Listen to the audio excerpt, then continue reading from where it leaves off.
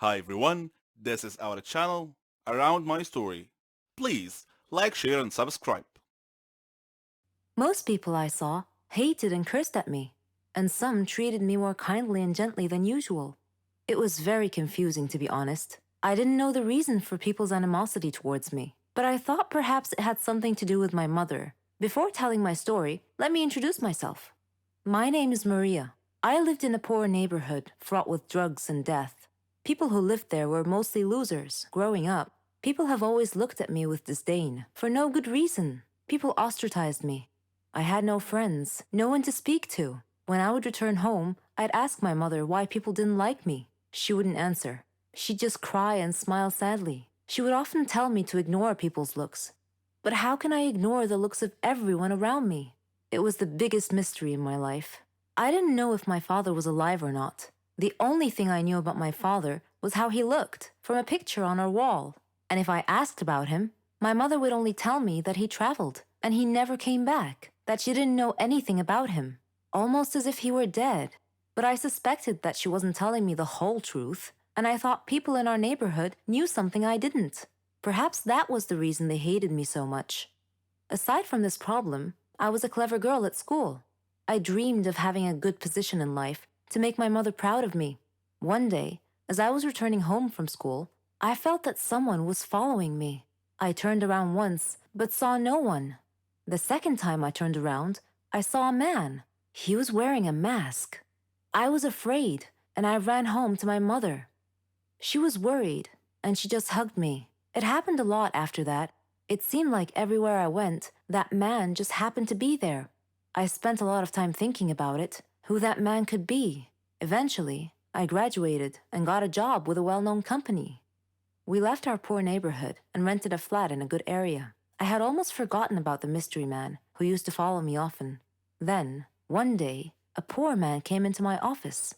He handed me an envelope. Smiling, he told me to say hello to Isabella, then disappeared, leaving me with even more questions.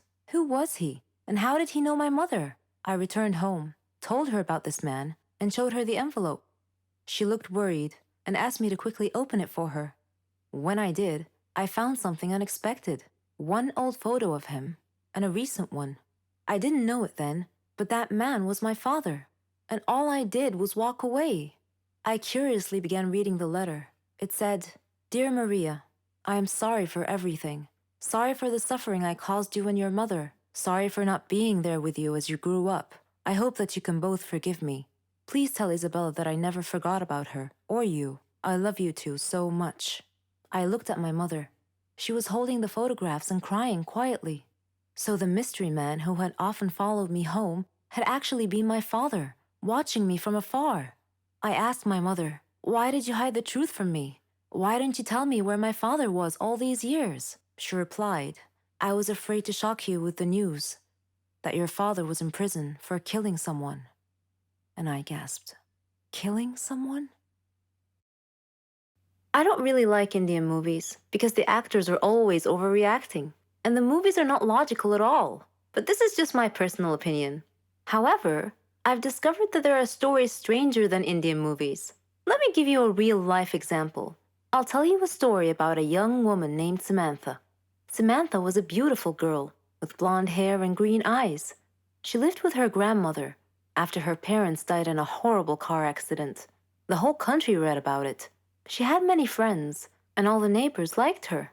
They considered her the most beautiful girl in town. Many had proposed to her, but she didn't care much for them.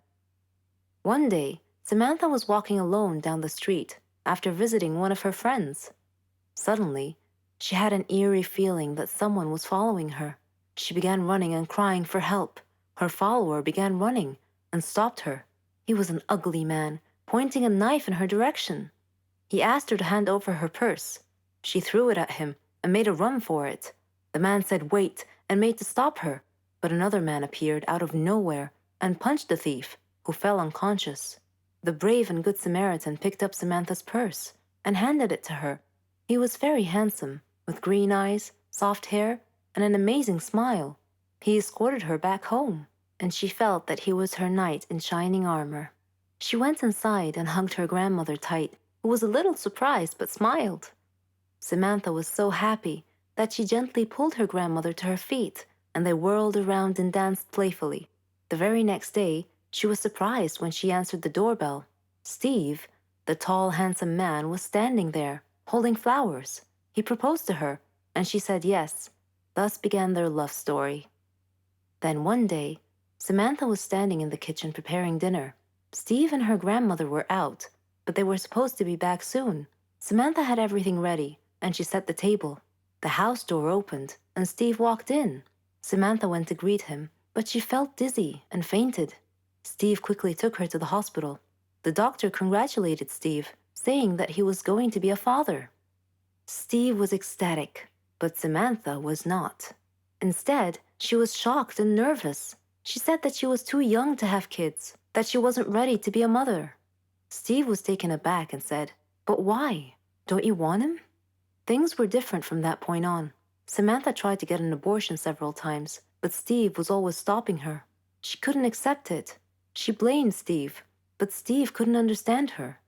In her 7th month of pregnancy, Samantha was with her grandmother at the supermarket when she saw a small boy run onto the road. Fearing he might get run over by a car, Samantha quickly pulled the boy off the road to safety. The boy's mother saw what happened and thanked Samantha, feeling so grateful and relieved. Samantha was crying at the moment and replied, "No need to thank me. I'm going to be a mother like you soon." For the first time, she was beginning to feel real affection for the baby. "Forgive me," she silently thought to herself. She tried to contact Steve many times to tell him that she had finally accepted. She was ready to become a mother, but he never responded. Finally, the day had come. Samantha went to the hospital to give birth. After the surgery, she was very tired. Nevertheless, when she woke up, she immediately asked for the baby. Her grandmother handed her the child. It was a daughter, and she was so beautiful. The nurse tried to take the baby out of her arms, but Samantha refused, wanting to hold her for as long as she could. The next day, Samantha heard a big commotion, and she had a feeling of dread that something bad had just happened. It was confirmed when she saw her grandmother's face. She asked what had happened, and her grandmother told her that a child was missing and had apparently been kidnapped. Samantha's pale face slowly pleaded, "Please don't tell me that it was my daughter." When her grandmother nodded, Samantha broke down and began crying and wailing in pain. The nurses tried to calm her down, and when she did, her grandmother came over to her and handed her a note. It had been found in her missing daughter's hospital crib. It was in Steve's handwriting. It simply said, "If you don't want her, I do." Then Samantha fainted. For many years, she tried finding her baby, but couldn't. Steve and her daughter had vanished into thin air. She felt as if time had stopped for her. But Steve didn't feel that way. He raised their daughter into a beautiful young woman. He named her Margot. Whenever Margot asked about her mother, Steve would always tell her that her mother was dead. But he often told her stories about her mother and how much he had loved her. Margot's intuition, however, told her that her father wasn't being completely honest with her and that he was hiding some big dark secret. One day, Steve fell ill unexpectedly. He called Margot to him and told her that he was very sick and felt that he was going to die soon. He said that he wanted to reveal a secret that he had long kept from her, that her mother was actually alive, and that her name was Samantha. He told her that he had kidnapped her from the hospital at birth because her mother did not want a child. He regretted it and asked Margot to forgive him. He gave her Samantha's address, and soon after, he died. After his death, Margot decided to go looking for her mother. I am Margot, and I am now standing at my mother's address, at her front door. I cannot predict my mother's reaction when she answers the door and I introduce myself as her daughter, but I'm going to hug her and tell her that I've missed her for so long. I usually host a slumber party once a month, so my girlfriends already know the drill. They bring their jammies, blankets, nail polish, hair products, lots of snacks, candies, and chocolates, but this time, Lucy brought wine. She had to sneak the wine in my house because my mom is kind of strict when it comes to drinking. My dad is almost never home. My mom sleeps really early, so we kinda had the house all to ourselves. We put on onesies, random dresses, and some costumes. My favorite is the Cinderella dress, and I still like wearing it even if I'm 17 now. We're all 17. I have three best friends, Lucy, Ashley, and Sheila. We have lots of fun and lots of secrets together. Sometimes I wish time would stop so we can always have each other. I know time will come that I will be separated from them. College will happen, and we'll have different lives in different circles. At least for now, we can be silly high school kids. We have an ideal high school life. We all have boyfriends, but mine is the most popular one. Well, I'm pretty popular at my school too. I also do well with academics.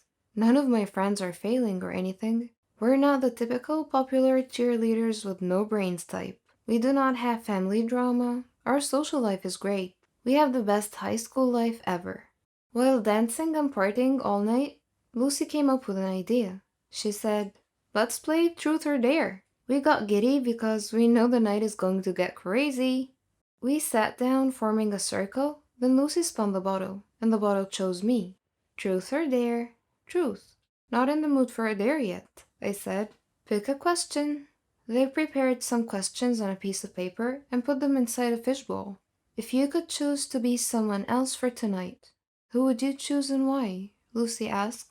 I just laughed and said, "What a lame question. I don't want to be anybody else. I'm awesome. I have an awesome life." "Cheers to that," they said. The night passed and I woke up in the middle of the night because I felt like someone was watching me, but when I woke up, no one was around. I don't know how, but my feet just started moving. I walked like I was trying to follow something or someone. My gut feelings are trying to bring me somewhere. Then, in the middle of the darkness in our backyard, I swear I heard footsteps. I felt a sting on my left shoulder. Something poked my shoulder. I removed it. I guess it's a tranquilizer? And then I passed out. From here on, listen carefully because I guarantee you're going to love this story. It's like a movie, and I cannot believe that this thick plot is actually my life. I tried putting together the stories that happened while I was gone, and someone else was being me. I know it sounds complicated, but before I proceed, do not forget to subscribe and hit the bell button for notifications. So here it goes. Someone tranquilized me, and I instantly fell asleep. By the way, my name is Nancy. You have met my friends, and I'm sure you'd like to know who drugged me and what the motive is. Meet Patricia. At first, I had no idea why she looked exactly like I do. I thought I was dreaming. Before passing out, I asked her who she was. She told me that her name is Nancy. She was obviously messing with me. Then she told me that her name is Patricia, and that she's my twin,